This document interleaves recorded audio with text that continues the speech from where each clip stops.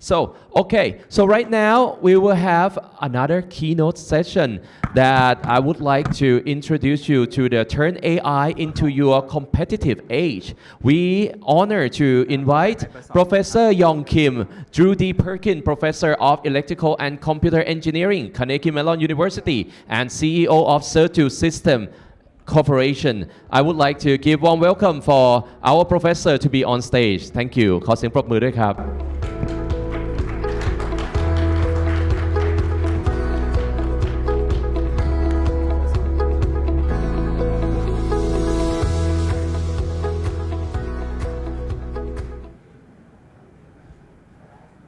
Hello, it's good to be here.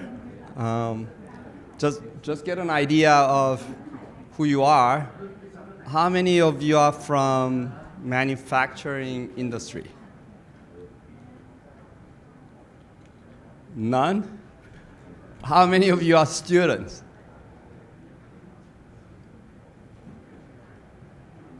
Who are you? Okay, so let me tell you about the, is it progressing? Which way? Okay. So when you talk about AI, I'm sure a lot of companies and industries are feeling the pressure of adopting AI to their workplace or company or institution.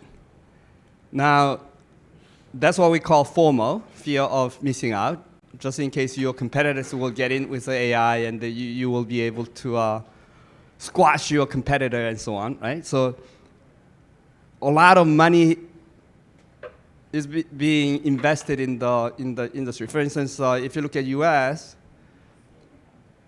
they're talking about $5 trillion investment in infrastructure for the data center this year and next year. 5 trillion. That's, I can't even count how many zeros are there. Now, is it sustainable? Probably not. And how many of you guys use ChatGPT? Okay, any paying customers? Okay, you pay like $20, $30, right? So if you look at ChatGPT, the OpenAI, the free version, the company is spending about $30 per account. And if you're paying $20, $30, they're spending about $100 to do that. So if I were the CEO of the OpenAI, I'll be very afraid if their sales guy come and say, oh, we just got another 20 million people using it, right? So that's not sustainable, and it's not clear where the money's going to come. But the question is, how do you get the return on investment for AI?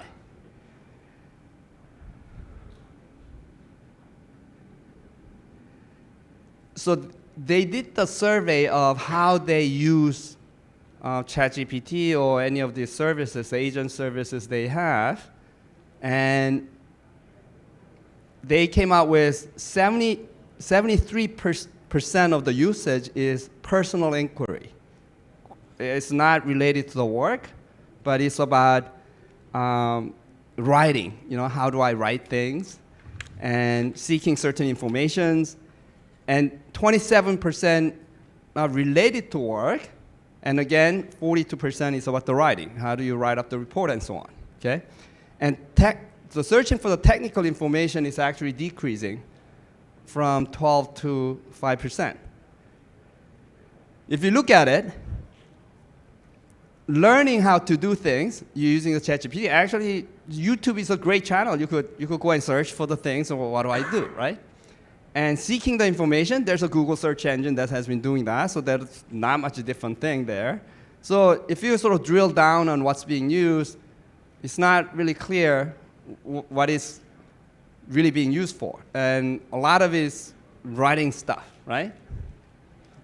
And this is a division of non-work and work-related and so on. So people are worried about this work-related stuff, you know, how your company or institution could benefit from that. So autonomous driving, that's a great example of what the AI could do.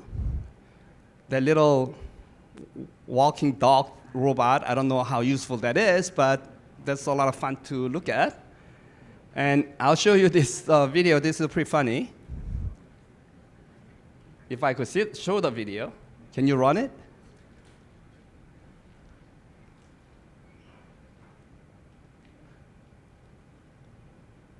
No.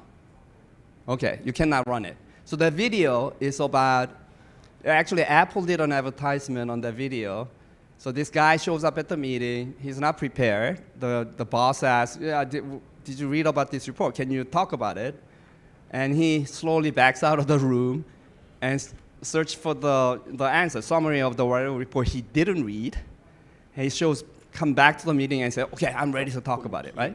So there's a big problem with that, right? One, why do you have even that guy working for you, right? The guy's now obviously not doing his job. Second, why do you have a meeting to talk about summary of the report? You all have the report, you could read it. Why do you need to have a meeting for it? And I think everybody agreed we have so many endless, useless meetings, right? Raise your hand if you've been to one of those useless meetings, right? Very few. Maybe you guys don't have any meetings. So I want to tell you about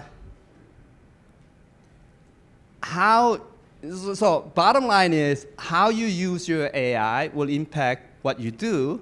And currently, mostly it's been used for entertainment.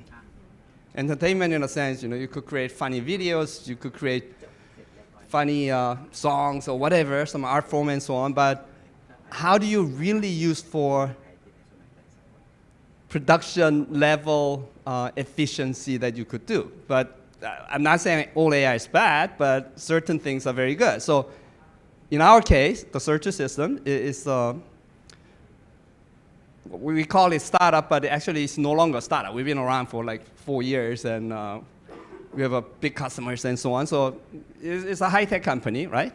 And we are using AI applied to logistics. And logistics is a very interesting industry.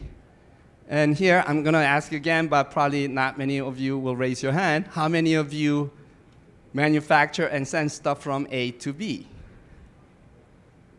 No one. You guys don't produce anything. Okay, for search system, we have a customers in Southeast Asia, Thailand, Vietnam, Singapore, Malaysia, and so on. And we are also having US and Mexico. And if you look at how the logistics happens, do any of you know anything about logistics? Just few?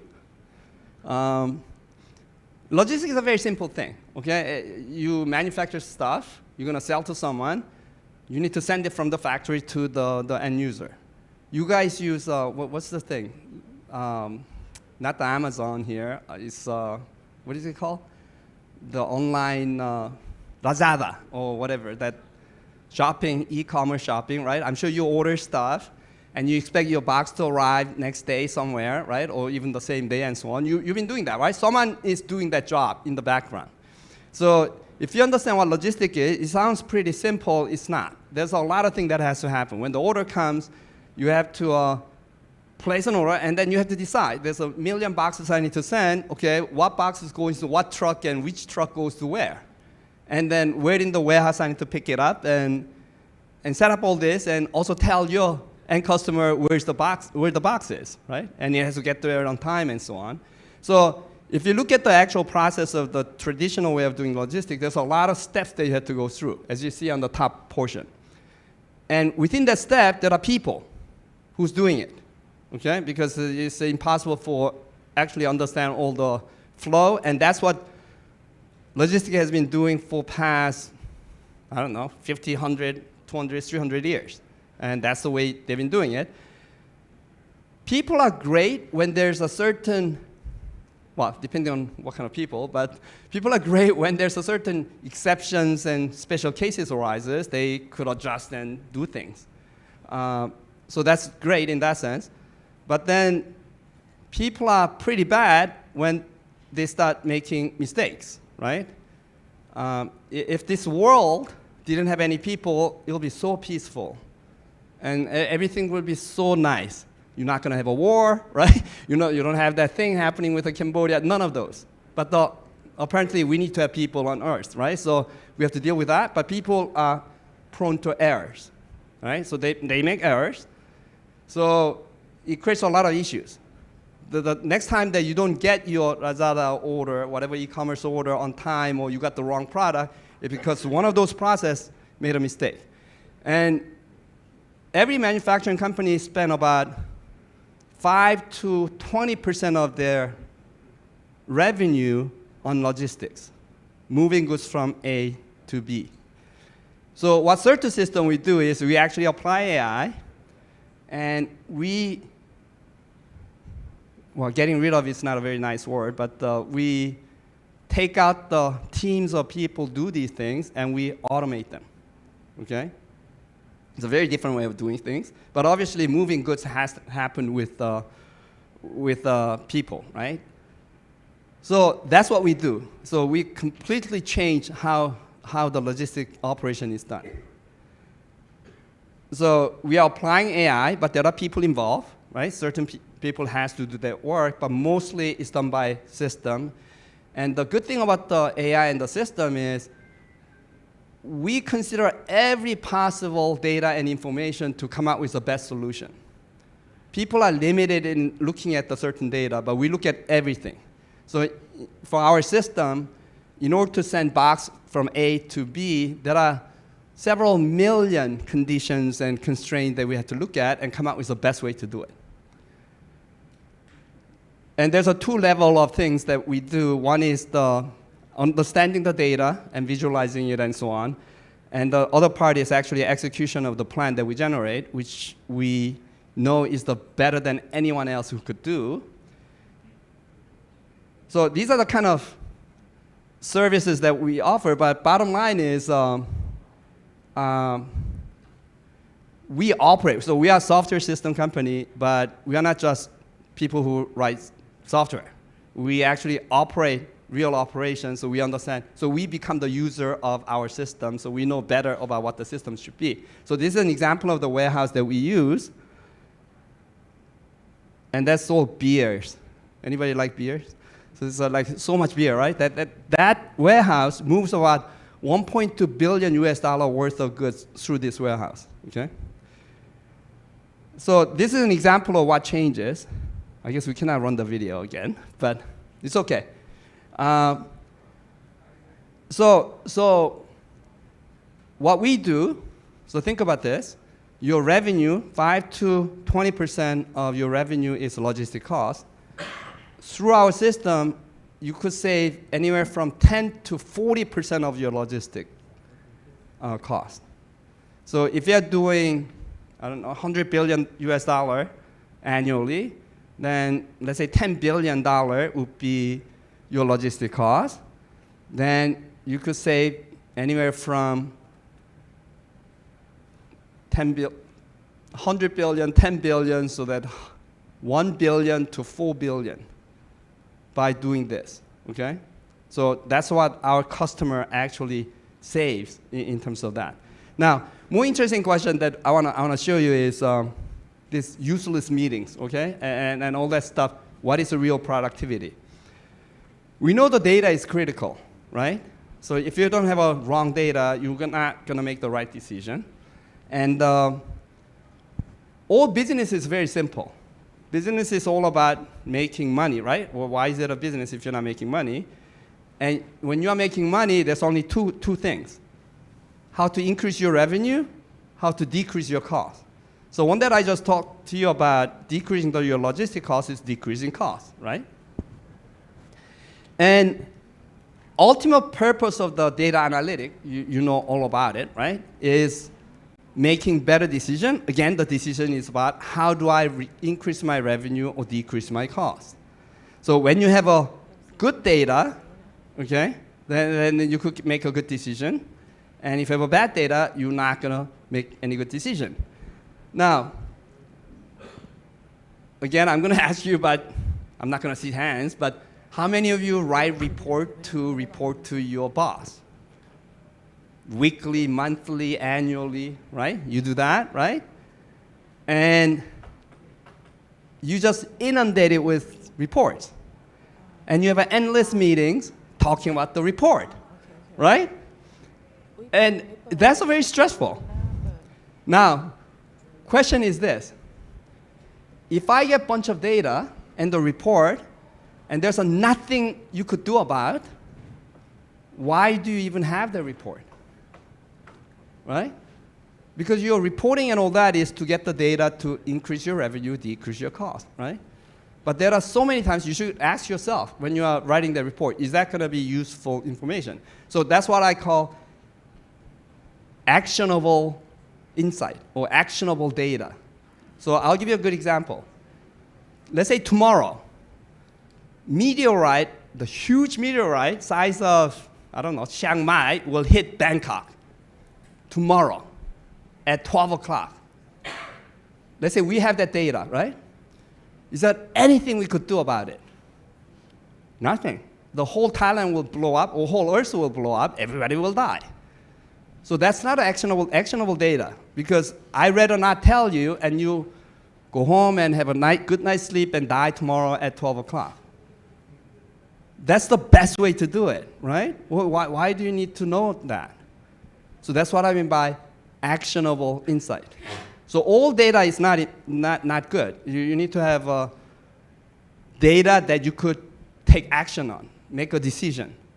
But who decides that? By all this report, you get hundreds and thousands of reports that you get and try to make the decision. Human is not really capable of looking at that. So that's when the AI comes and look at every possible scenario of the data that you contain, and using that information, you make a decision about this is a decision you should do. We do that. So anyone who's interested in getting rid of your reports, getting rid of your useless meetings, come to talk to me. You don't need those people writing reports. And we'll give you, this is the data, these are the actions you should take. Wouldn't you love to see that? But I don't have time to show you all the stuff, but that's what we do. Right? Thank you. And any questions?